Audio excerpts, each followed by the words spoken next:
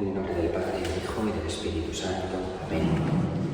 Ven, Espíritu Santo, llena los corazones de tus fieles y enciende en ellos el fuego de tu amor.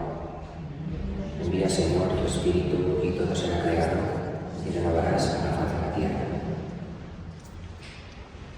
Buenas tardes a todos. Antes de nada, pues dar las gracias por la oportunidad de compartir este encuentro esta tarde, ahora ante el Señor en la oración, aquí en este lugar tan precioso de nuestra ciudad y de nuestra diócesis de Alcalá, de las Santas Formas, y también en este tiempo tan privilegiado de la Cuaresma, que precisamente el Señor cada año nos regala como el mejor o más fuerte tiempo de oración y de encuentro con Él. Y dar las gracias pues, a vuestro párroco y a vuestros sacerdotes por la invitación que me han hecho para poder compartir con vosotros hoy pues, nuestra fe, que es lo más hermoso que tenemos. Con sencillez pues os quiero simplemente proponer a modo de meditación que nos puede servir luego para el tiempo que nos quede después de la exposición, para nuestra oración personal ante el Señor en la Eucaristía, para la adoración y también pues, a lo mejor pues, para participar luego en la celebración de la misa. Bueno, pues vamos a comenzar como introducción a esta meditación. Pues os propongo que nos situemos como no bajo la clave a la que nos ha convocado la Iglesia en este año de la esperanza, en este año jubilar. Y precisamente también en el contexto de este fin de semana en el que está teniendo lugar en Roma, precisamente hoy y mañana, pues el jubileo de los misioneros de la Misericordia en el Vaticano, al cual yo no he podido asistir por razones obvias, pero que también al mismo tiempo pues estoy tan contento de poder compartir con vosotros esta tarde y ejercer, ¿no?, el servicio también aquí, que para eso es para lo que somos misioneros. Pues os propongo que nos coloquemos en el contexto propio del año jubilar de la esperanza, con unas palabras que el Papa Francisco dirigía a los obispos españoles hace ya unos cuantos años, cuando él todavía no era Papa, porque dio a los obispos españoles ejercicios espirituales aquí en España hace ya años, en el año 2006, y se hacía eco él de uno de los documentos que la Conferencia Episcopal había publicado en aquel tiempo, precisamente por motivo de una mirada de fe del siglo XX, cerrando el siglo XX y empezando el nuevo tiempo del tercer milenio. Y decía aquel documento que nos mueve antes que nada el deseo de dar gracias a Dios y de alabarle, porque ante todo, a lo largo del tiempo y de los siglos de la historia, lo que nos llega de generación en generación de parte de Dios es su misericordia. Por eso podemos hoy pues, nosotros situarnos con esta actitud de esperanza y a la vez de agradecimiento a Dios por su misericordia, que conlleva, y además también en Cuaresma, una llamada fuerte a la conversión. Y pedir a Dios pues, que nos dé un deseo gozoso y firme, verdadero, de renovar nuestra fe en esta Cuaresma y nuestra esperanza en sus promesas. La bula para la convocación de este año jubilar que el Papa promulgó es "Spes non confundi", la esperanza no defrauda. Habla de cómo esto de esperar es algo propio de la condición humana, no solamente del cristiano, sino que esto de esperar o de tener esperanza es algo que anida como expectativa del bien en el corazón de todo ser humano. Pero a veces, como el futuro no lo podemos predecir, a uno también le pueden sobrevenir sentimientos contrapuestos, ¿no? Uno tiene esperanza en que las cosas vayan bien, pero puede haber temores, inquietudes, a veces de la serenidad podemos pasar al desaliento, de la certeza podemos, sin embargo, de pronto pasar a tener dudas sobre lo que está por llegar, ¿no? Y a veces también hay gente desanimada, que el porvenir no lo mira con esperanza, sino con escepticismo o incluso con pesimismo, ¿no?, como si nada nos pudiese ofrecer felicidad.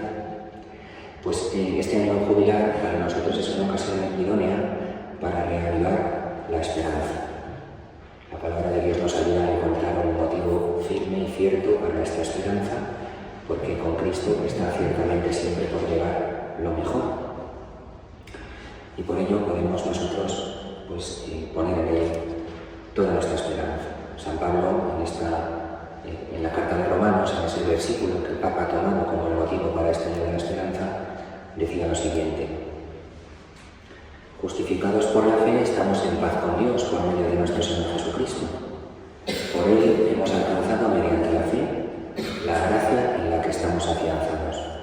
por él nos gloriamos en la esperanza de la gloria de Dios. Y la esperanza no quedará defraudada, porque el amor de Dios ha sido derramado en nuestros corazones por el Espíritu Santo que se nos ha dado. Como en María, nuestra Madre, la adoración, la acción de gracias, la alabanza, funda nuestra memoria en la misericordia de Dios que nos sostiene, y la esperanza en él nos pone en pie para combatir cada día la lucha de la vida cotidiana que tiene sus dificultades y sus retos, y combatirla con fe, con caridad. Por ello, pues en el inicio de esta pequeña meditación os propongo que recordemos la necesidad de insistir mucho en la oración, de procurar una vida de oración que hemos de alimentar y cuidar en la perseverancia para que el Espíritu Santo nos regale este don de la esperanza, que estemos atentos para recibirlo.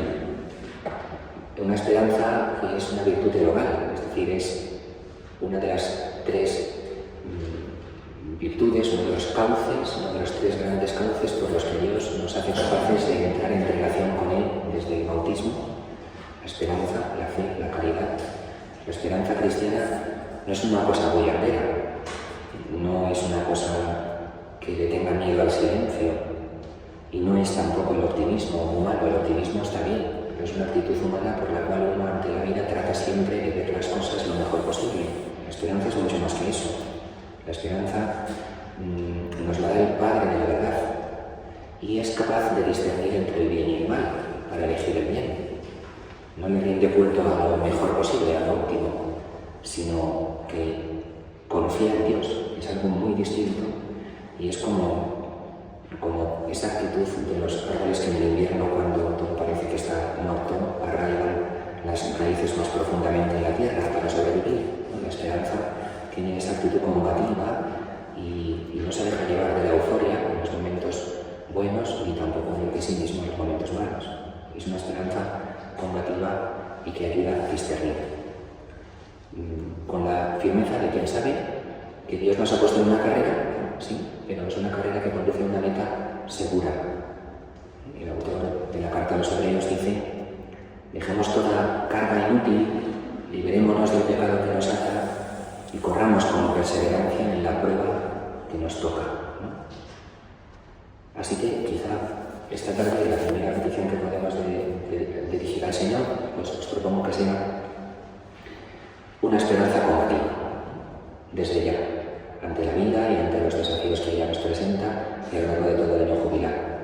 Y por eso, como un texto de oración muy sencillo, que a lo mejor incluso podemos recordar de memoria, y entonces no nos hace falta tener a mano el texto, os propongo el Magnificat de María, que puede ser una materia preciosa para nuestra contemplación, para nuestra oración personal, y algunas claves acerca del Magnificat, de acercarnos a contemplar el texto del Magnificat y rezarlo con las mismas actitudes de esperanza de María.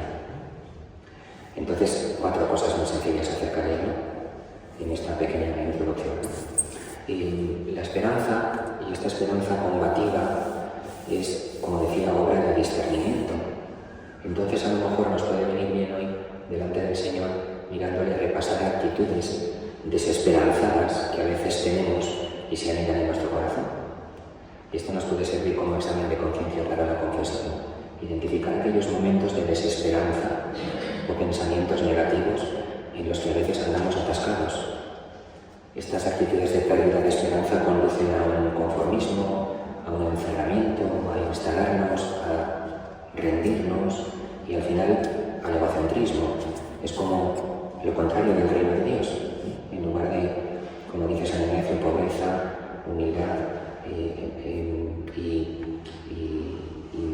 y entrega de Dios a la voluntad de Dios, hace lo contrario en nosotros esta desesperanza. Nos hace ser poco pobres, nos hace ser vanidosos y al final nos lleva a ser más soberbios.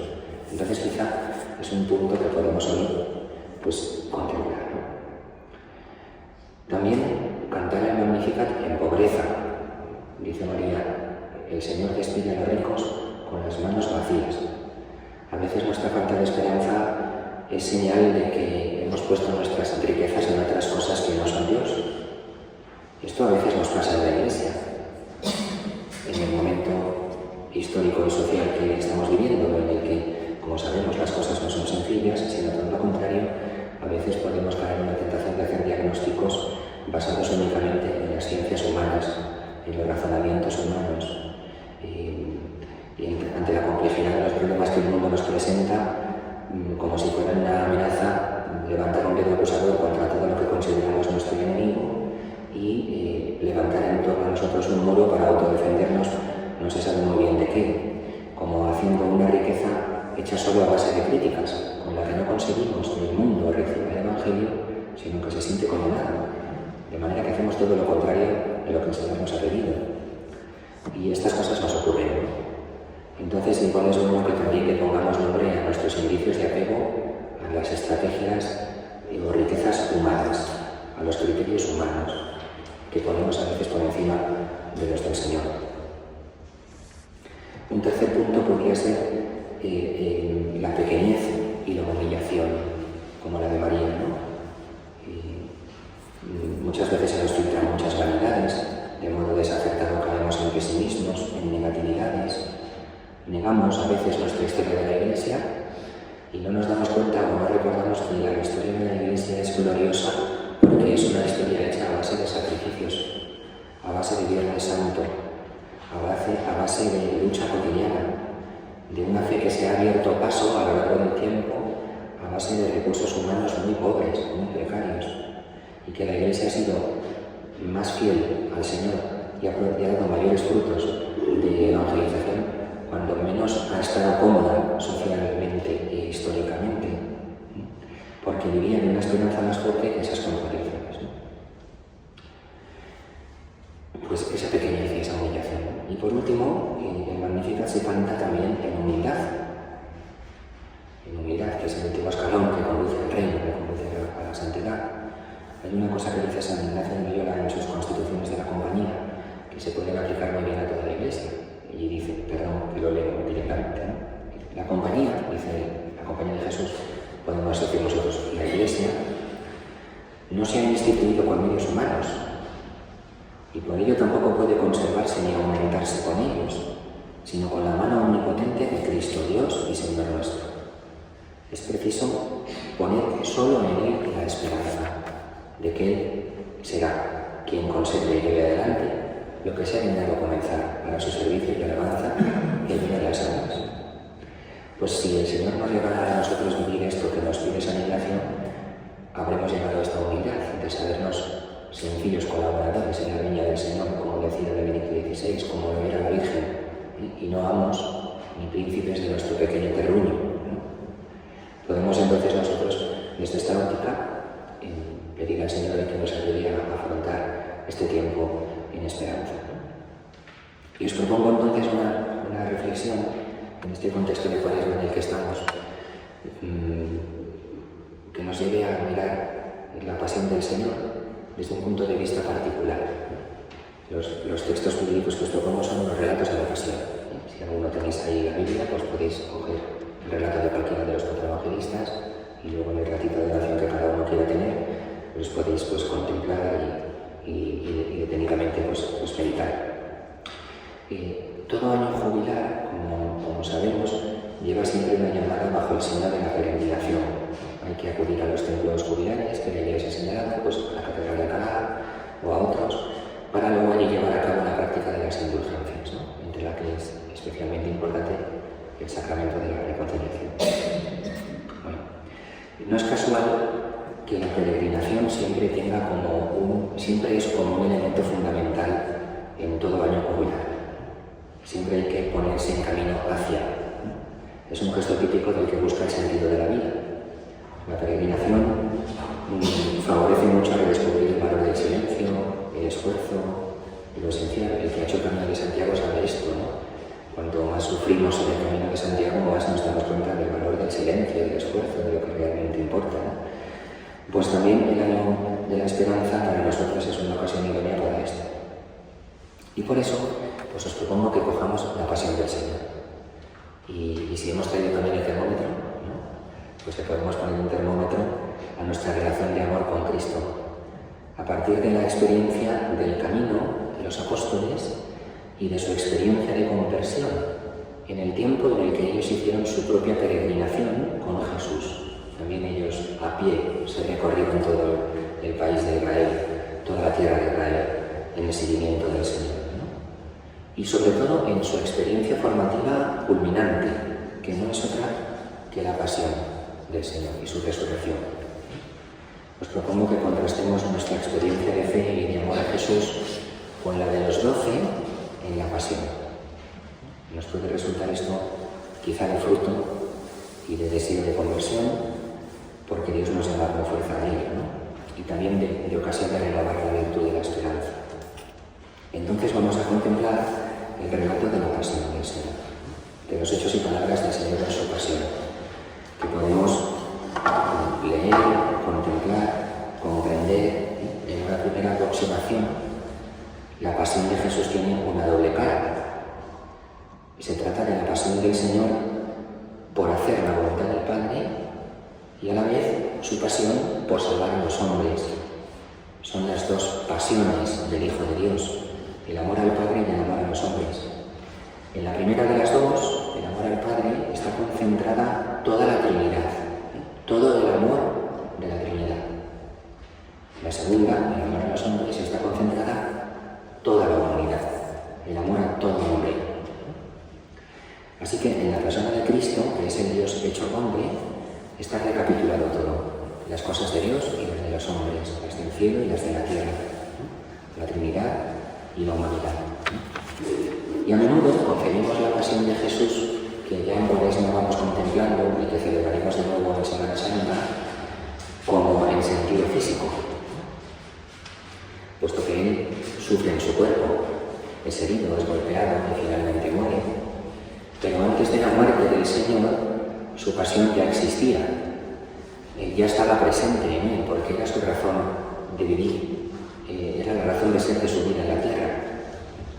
Con frecuencia nos podemos quedar a lo mejor solo en una contemplación física de la muerte de Cristo, en lo que sufre por los golpes, por las heridas, por las torturas, por las burlas, la flagelación, el camino del Calvario con la cruz a cuestas y finalmente el tormento de la cruz prolongado durante 3 horas antes de morir. A veces nos quedamos en eso. Entonces yo os propongo que hoy hagamos otro acercamiento distinto a este, a la pasión del Señor. Muy distinto quizá del que a lo mejor hemos hecho otras veces.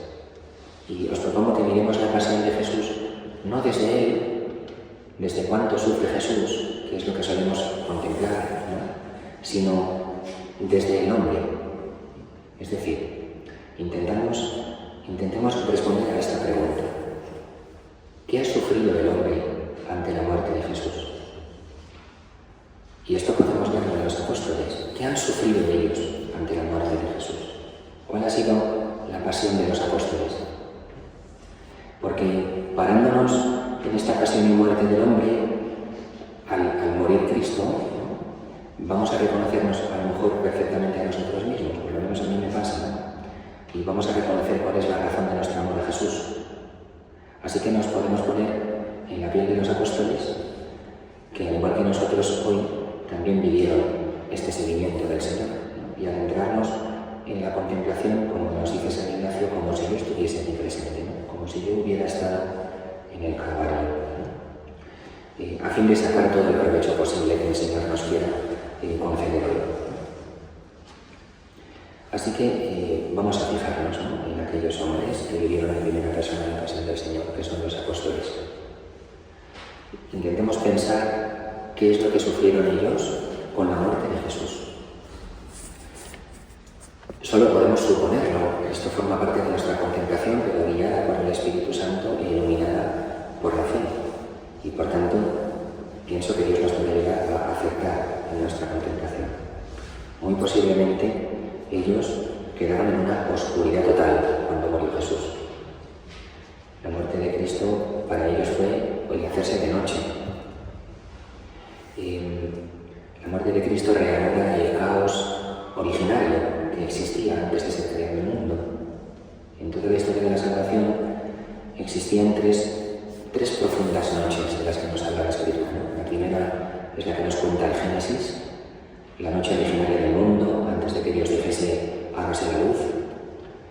La segunda noche es la del nacimiento del Señor en Belén, de la que el profeta Isaías dice que el hombre caminaba en tinieblas y en tierra de sombras y una luz le brilló. Así explica el profeta Isaías el nacimiento del Señor. Y la tercera noche es esta, es la muerte de Cristo.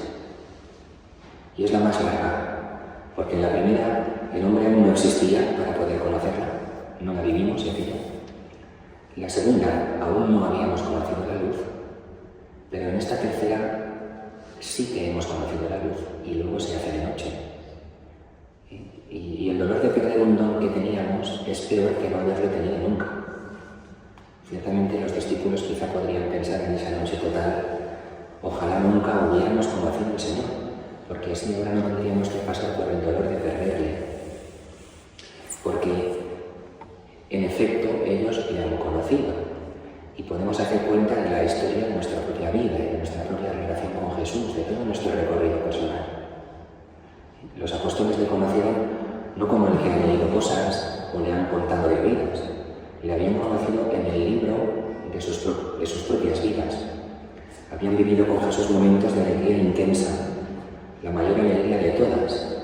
Les había dado un sentido a sus vidas cuando les llamó por su nombre, les dejó estar con Él. Era el Maestro, ¿no? Habían convivido, habían caminado, comido con Él. Era una persona querida por ellos, le habían visto realizando maravillas, había curado a los enfermos. Los apóstoles, al parecer, podían ser rudos y humildes de condición y, sin embargo, habían visto cosas increíbles.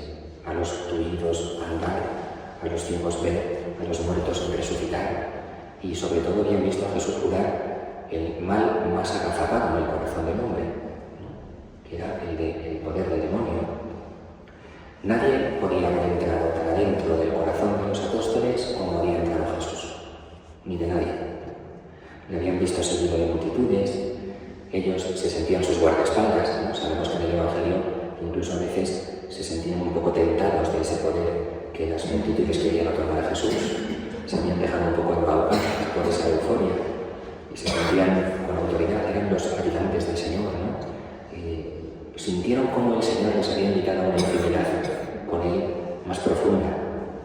Les había llamado amigos, no siervos, y les había dado a conocer todo lo que el Padre le había dicho a Él. Jesús no se había guardado nada. Les había dicho, sígueme. Y eso, que ellos habían sido, porque también esto lo vemos en los Evangelios, en los episodios en los que aparecen los apóstoles en relación con Jesús, muchas veces habían sido impacientes, como nosotros, pretenciosos, interesados, envidiosos de los demás. A nosotros todas estas cosas nos pasan, pues ellos también eran gente como nosotros. Y el Señor había visto en ellos todo esto malo, y a pesar de eso, les había seguido queriendo igual, o más, y a ninguno le había echado de su lado. Ellos también habían renunciado, es cierto, a muchas seguridades, a sus posesiones, a sus trabajos, a sus afectos. Él les dijo que había que renunciar a cosas y lo habían hecho.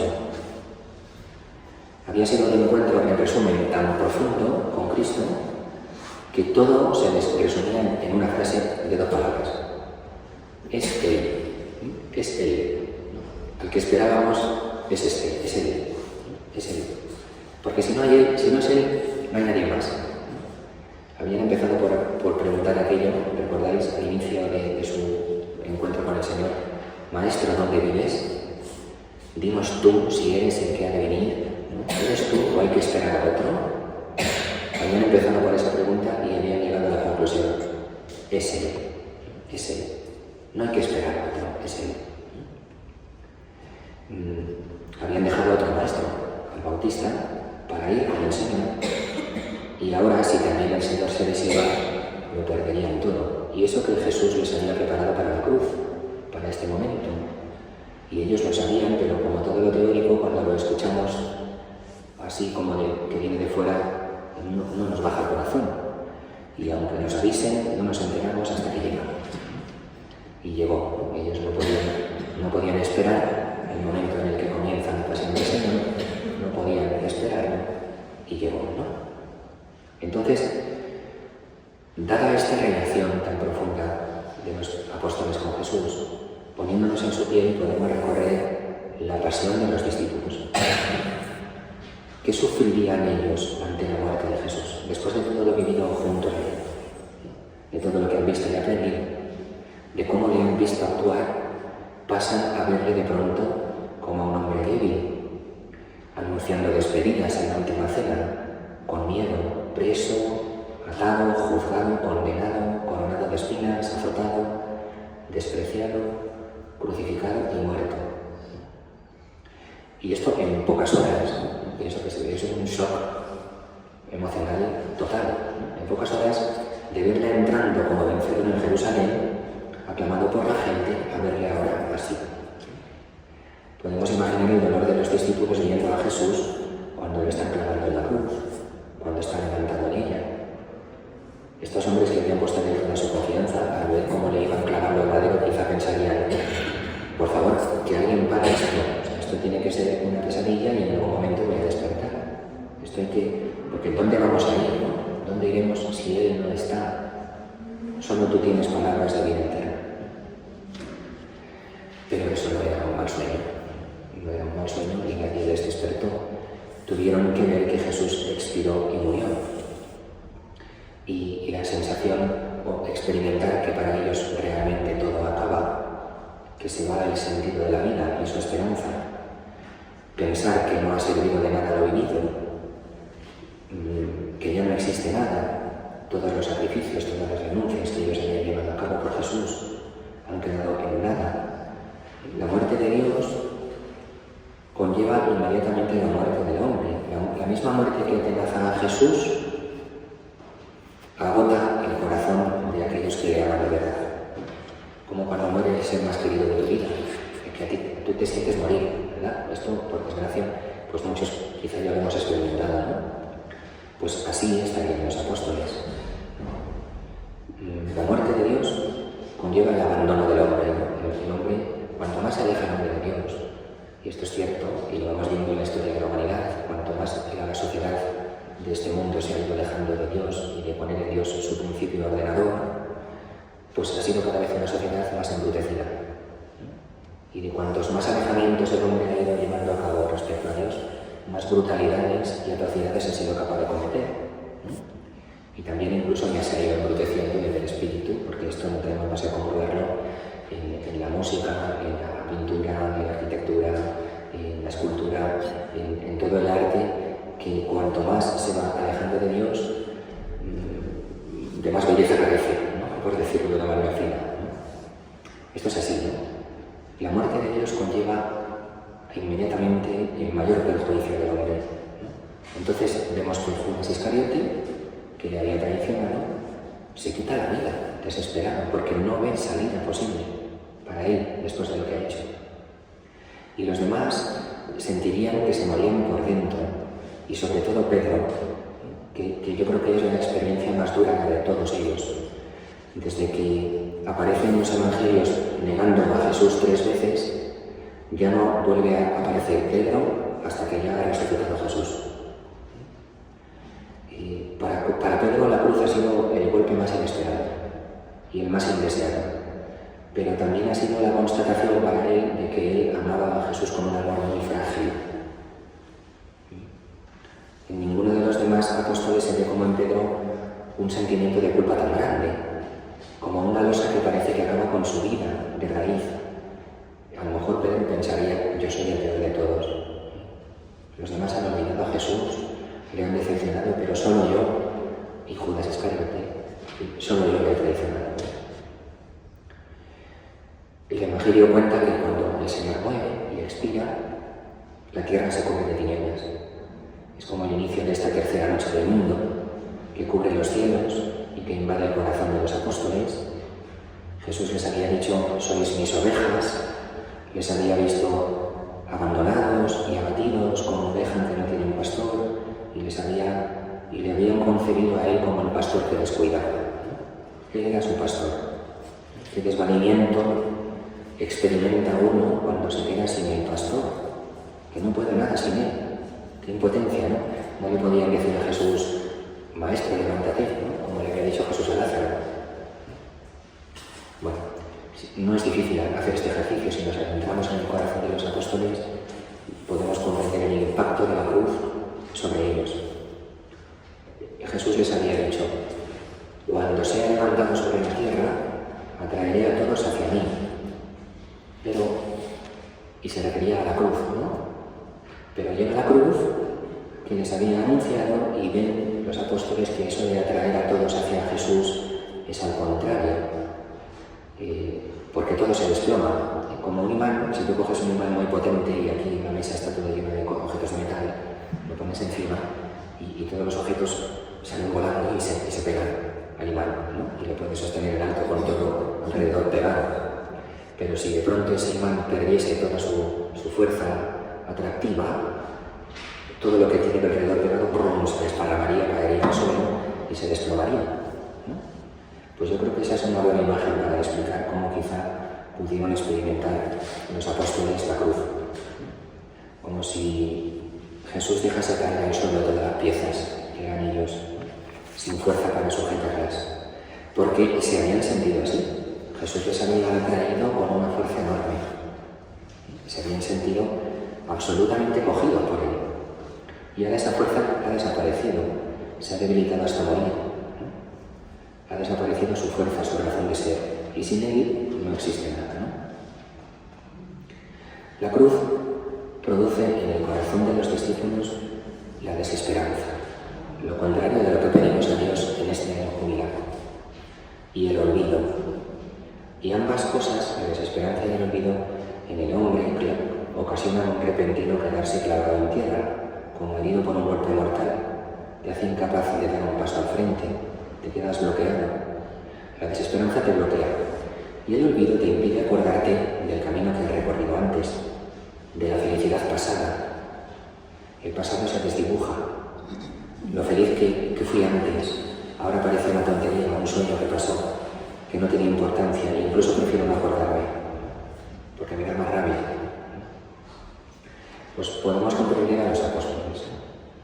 Desesperanza, miedo, olvido, se han quedado sin oficio, ¿no? Dicho de una manera un poco, si se quiere, pues coloquial. No queda nada más que encerrarse, cobijarse en unos entre otros, en sus miedos, pero es lógico.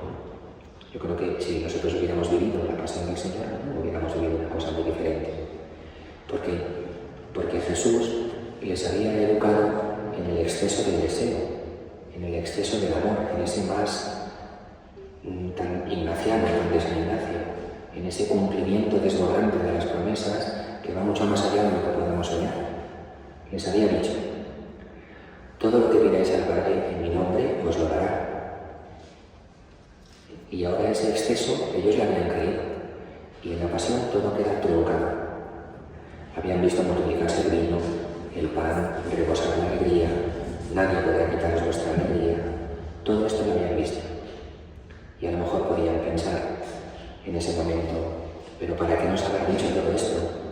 Nos lo hemos creído, y ahora resulta que está muerto, y que esto no se ha cumplido.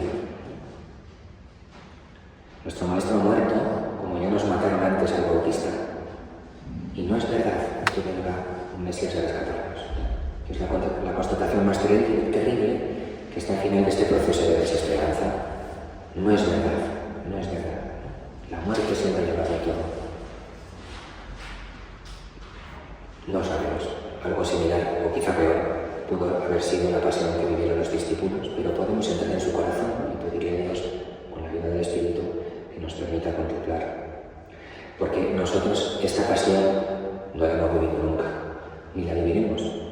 Nosotros vivimos una pasión acompañada por la Iglesia en Semana Santa, en los oficios litúrgicos, en la oración, en las procesiones. La nuestra es una pasión ligera, comparada con la de los 12.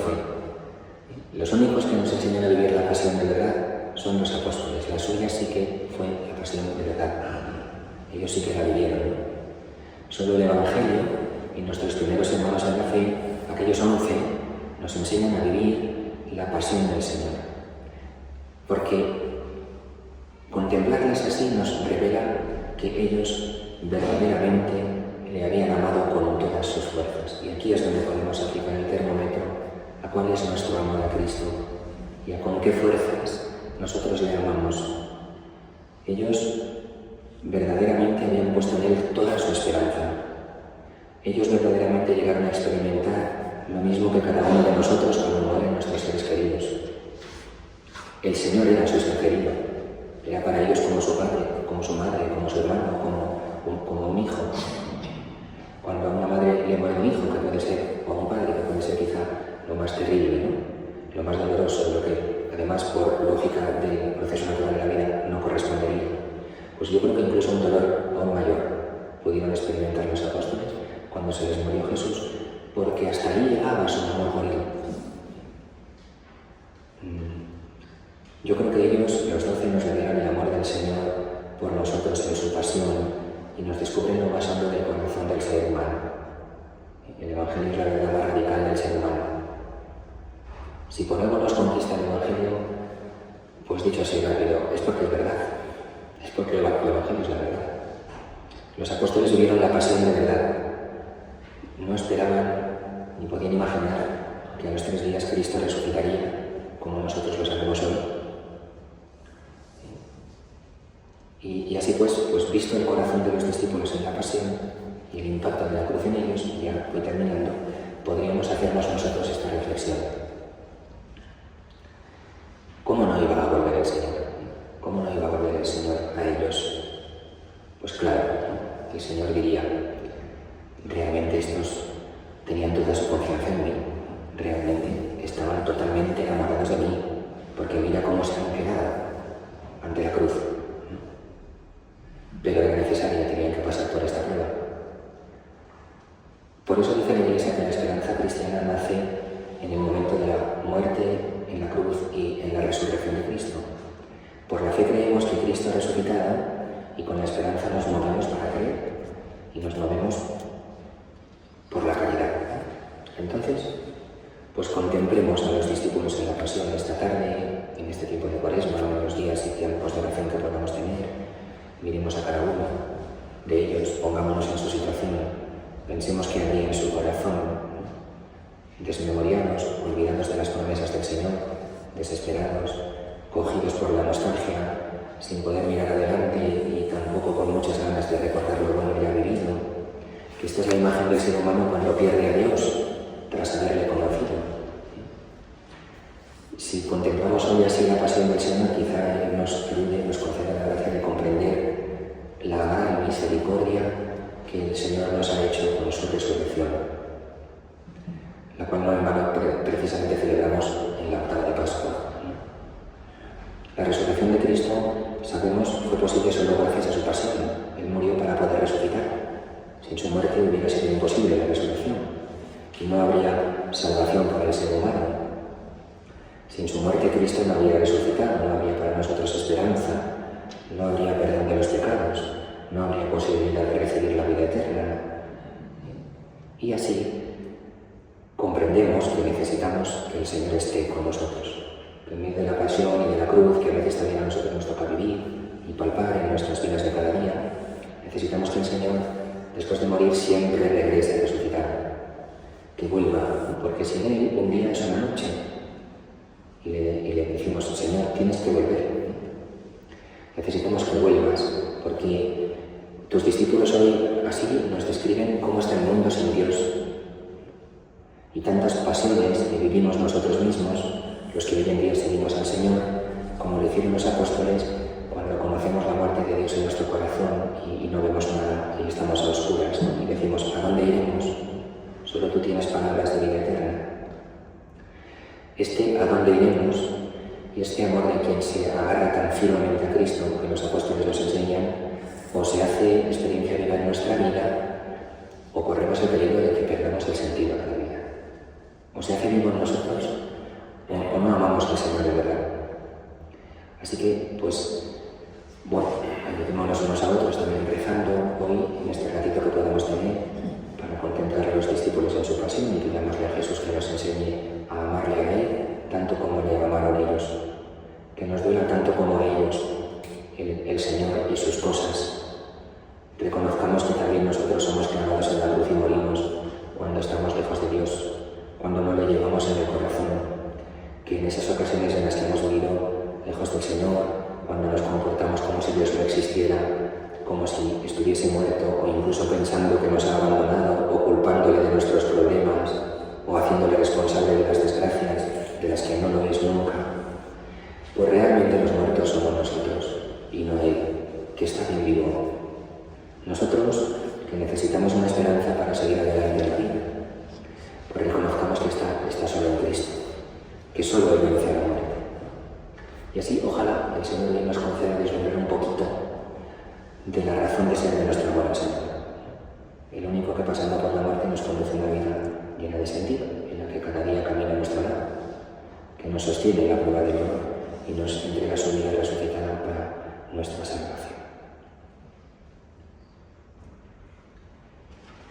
Gloria al Padre, y al Hijo, y al Espíritu Santo.